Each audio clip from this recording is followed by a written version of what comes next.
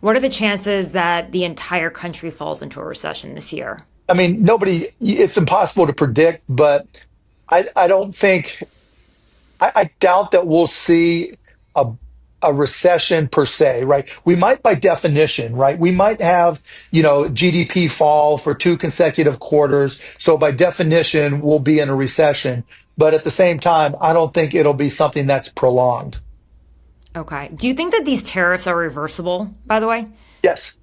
Yeah, I do, because everybody is hesitant. Like in all my companies, when I talk to whether they're smaller Shark Tank companies or cost plus drugs, or we're planning for them, and we're planning both directions. If they happen and if they don't happen, what are we going to do in either direction? And so I don't think for any CEO they're going to be caught off guard if a tariff is only in place for a day, a week, a month. I think they'd be more surprised if it was in place for a year. But what's happening in regards to the tariffs, there's different types of companies. Like I have one Shark Tank company that doesn't have a lot of pricing elasticity. And what I mean by that is they can't just raise their prices to match the tariffs that they're paying. Because if they do, the demand's going to fall, their sales will fall, their profits will fall. So they need to find ways to cut costs.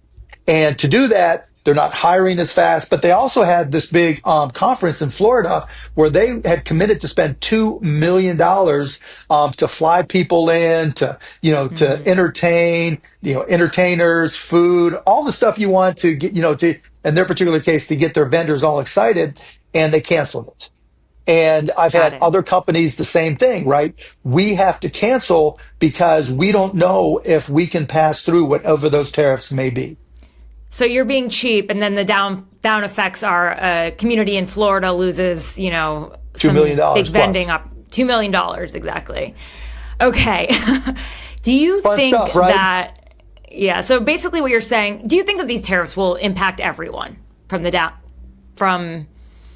top Not down? everyone. So, okay. So again, there's different types of tariffs that have different types of impact. If they're strategic, so if China is subsidizing their steel industry and we put tariffs on, and that allows more manufacturing of steel here and it's strategic, that can be a positive. Even though the price might be a little bit more, the amount of, people hired, and it's not a dramatic negative impact because strategic tariffs really work.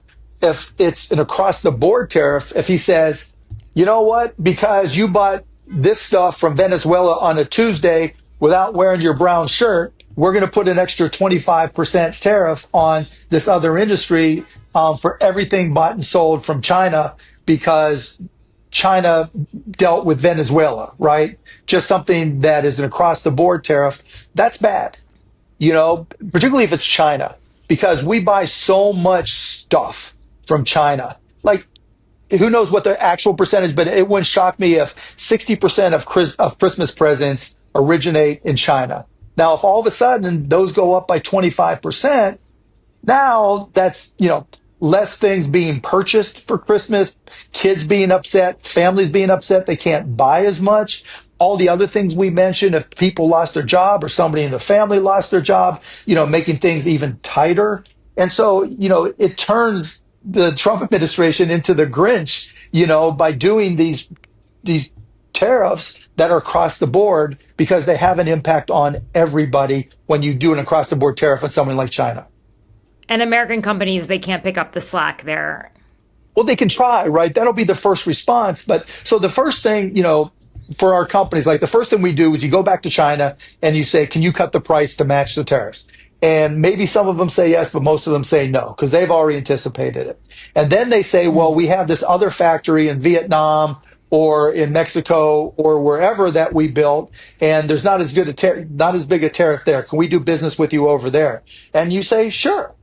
Or if the tariff hasn't been put in place yet, they'll say, why don't we sell you a whole bunch right now in anticipation? And if the tariff doesn't happen, then you'll have it in inventory, even though it takes up a bunch of cash. So you have to go through all these potential scenarios to try to figure out what's best for your business. But more often than not, you're going to have to pass them through. And where you can't Got pass them it. through, that company itself is going to eat it. Have the DOGE cuts impacted your pharmaceutical business? Not yet. I mean, Part of that is we really don't know if there's actual DOGE cuts, right, other than the firings. And so we haven't, seen anything that has impacted us directly. There's a potential that tariffs could. We don't buy from China, but we do buy medications from India. And so, our plan is if there is a tariff, then we only have a 15% markup anyway, so we can't just, eat it. We'll just be transparent about what the actual tariff is and any broker fees, and just show those and just pass them on directly to the consumers. Yeah, we won't have a choice. Yeah. I mean, if you only have a 15% markup and there's a 25% tariff, we'd have to lose money on every single medication. Got it.